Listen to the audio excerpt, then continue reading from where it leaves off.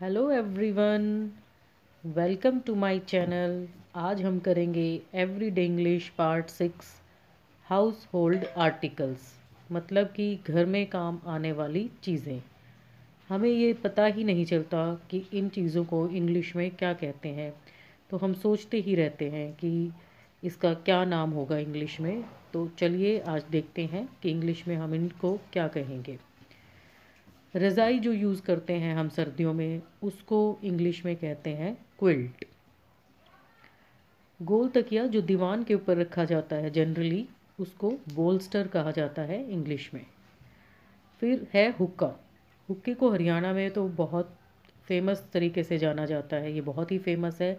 इसको Hubble bubble कहा जाता है। छलनी, जिससे चीज़ें छानी जाती हैं, उसको इंग्लिश में कहा जाता है सीव, SIEVE। पैसा और जो हमारी बहुत महंगी चीज़ें होती हैं जैसे कि ज्वेलरी है, उसको हम बहुत सेफली रखते हैं तिजोरी में, उसको इंग्लिश में कहा जाता है सेफ। फिर आता है हमारा मोर्टार एंड पेसल। मूसली और ओखली इसको हिंदी में कहते हैं और इंग्लिश में कहते हैं मोर्टार एंड पेसल, जिसमें चीज़ों को कूटा जाता है और पीसा जाता है।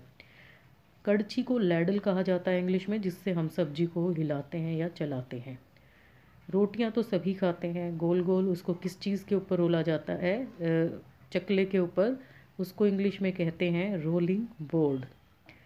पालकी होती है जिसमें कि दुल्हन बैठकर आती थी पहले ज़माने में, और औरतें एक स्थान से दूसरे स्थान पर जाती थी उसमें बैठ के, उसको पैलिंक्विन कहा जाता है इंग्लिश में। गोल गोल रोटी बेलने के लिए चाहिए हमें बेलन, जिसको इंग्लिश में कहा जाता है पेस्ट्री रोलर।